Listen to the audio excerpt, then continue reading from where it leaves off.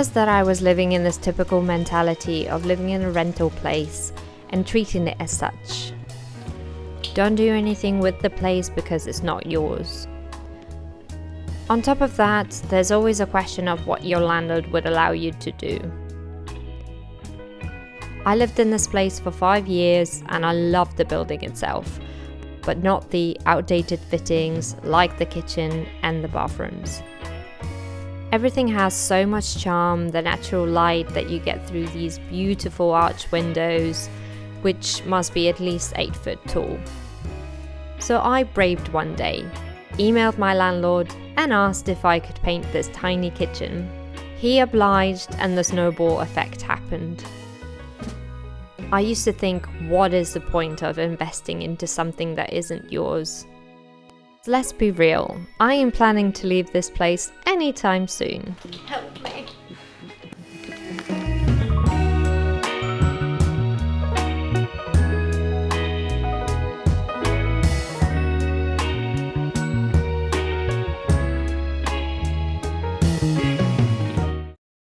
But before I dive into my kitchen makeover, let me introduce you to mill.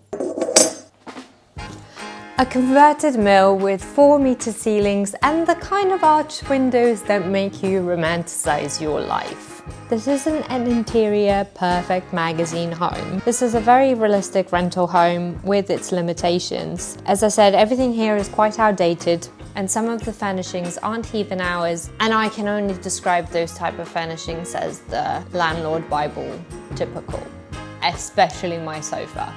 So if you're intrigued by my limitations as to what I can do in the place and also very tiny little budgets, stick along on this journey and of me trying to figure out what my actual interior style is, and let's see how I get along with this tiny little renovation.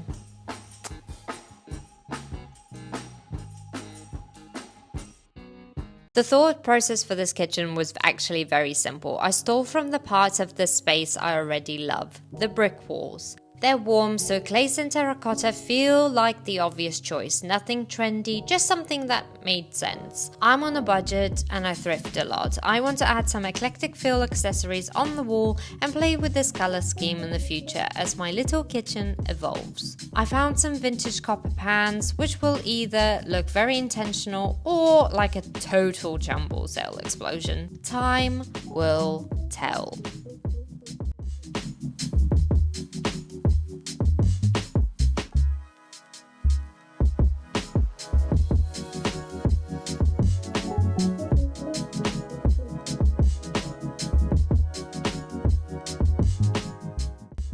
Knowing me, I deleted the footage of me painting the kitchen's arch a slightly darker terracotta color. The reason for it, I wanted to make a statement entrance from the rest of the walls in the kitchen, as the walls in the kitchen are not as exposed to the natural light, whereas the arch is.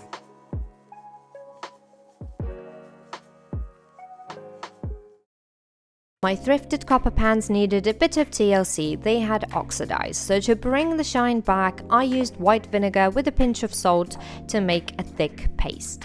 The vinegar's acidity helps lift the oxidation and the salt gives just enough gentle abrasion.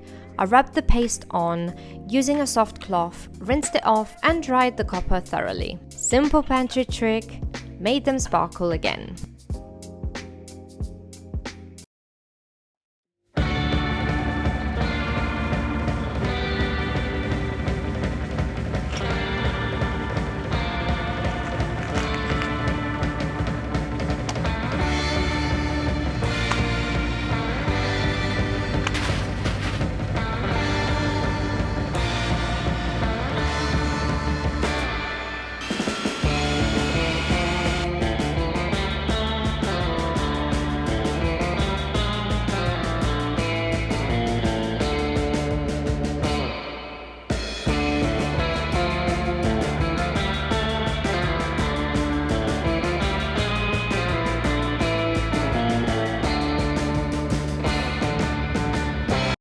I am a clumsy git, so what can I say?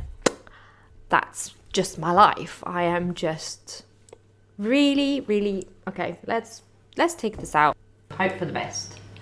Oh, okay, great.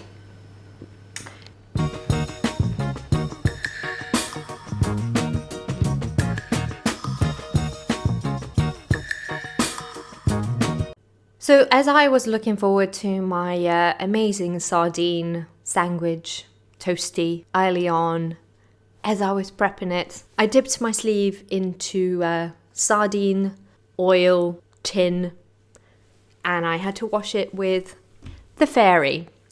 And talking of the Fairy bottle, isn't it the most sore thumb bottle that you definitely want to have on hand? So I purchased a little aesthetic thing here that hopefully will look that little bit smarter on top of the kitchen surface by the sink. It's definitely smaller than I thought, but let's unwrap it.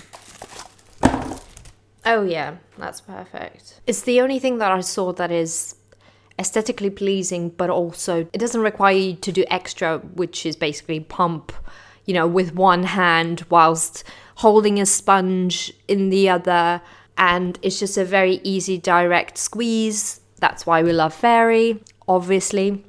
And yeah, now looking at it, even though it looks on a smaller side, I think actually it will fit a lot. So let's try. Let's have a little look how it would look like in the kitchen before and after.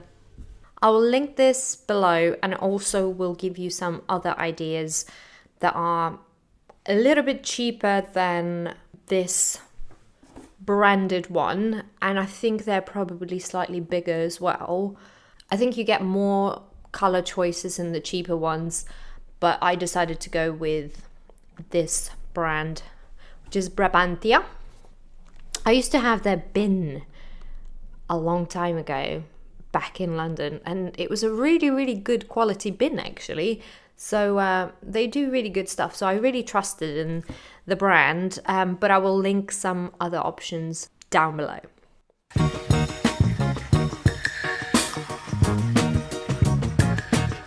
Don't judge me. I had a very, very busy week. Like, really, really busy. And when Simon cooks, he uses every single pan that we've got, or every single bowl, and he makes a really good meal. But in exchange, I have to wash up. So that's what I'm doing, okay? No judgy. This will look amazing in about... Now, I'm like a wizard when it comes to cleaning your dishes, because we don't have stupid dishwasher that I am so desperate to have in my mid-30s. But no, life is still hot.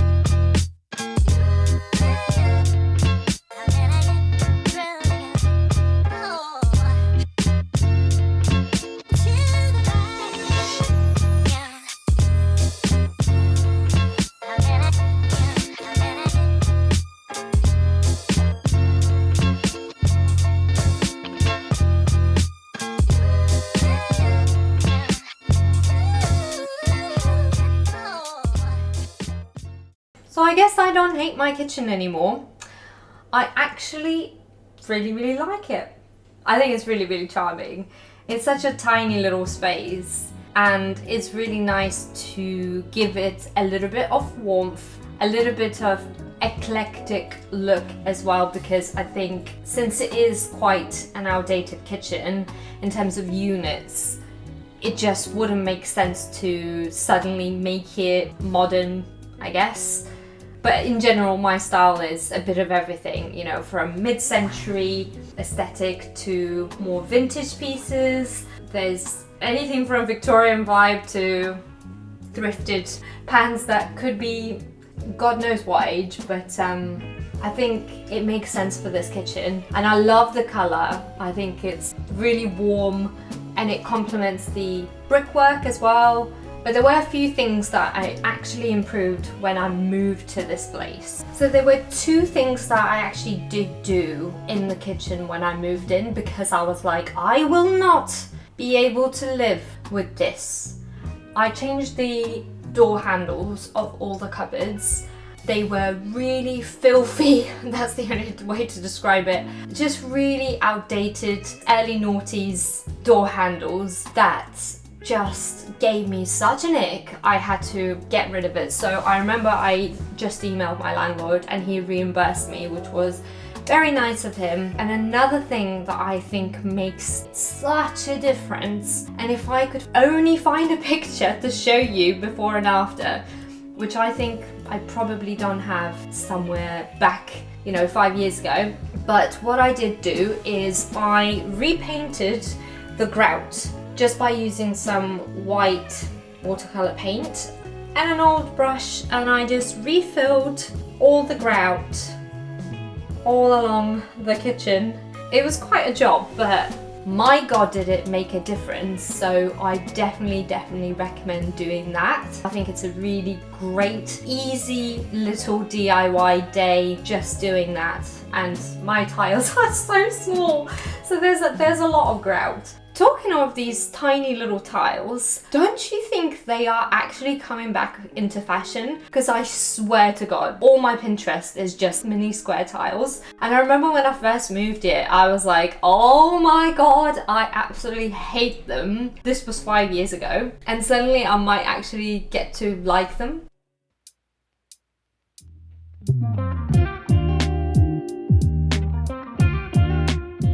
So the takeaway is that most of us would love to do everything all at once to improve our space. But we gotta pay attention that most of us are tied to rental contracts, budgets, or both.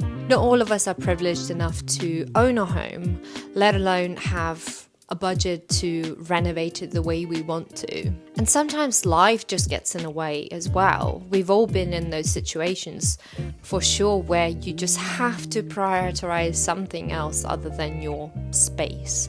And yet I still want to encourage you to go for it anyway. Whatever feels like a blocker in your space, make a list of 3 things that you think would really improve your space, even on a small scale. So do what you're able to do. Find that piece of artwork you've been meaning to hang on the wall. Get that rug that instantly would bring warmth to your living room. Change those outdated cabinet handles. Small purchases, big impact. And I think if we really ask ourselves, we all have that one space in our home where it just bugs us. So I'm curious, what part of your home feels that little bit unfinished? Let me know in the comments down below. So if you're figuring things out, like your space, life, or both, you're welcome to stick around. When you make your space feel like home, even the mundane days become special in your sanctuary, and it's so good for your soul. Our senses crave warmth, texture, and familiar scents, things that feel immersive and makes us feel safe. And I think it gives back in ways that you don't even notice at first. Better rest, calmer nervous system, that feeling of exhaling the moment you walk through the door. Home isn't just where you live, it's where your mind gets to rest. Till next time.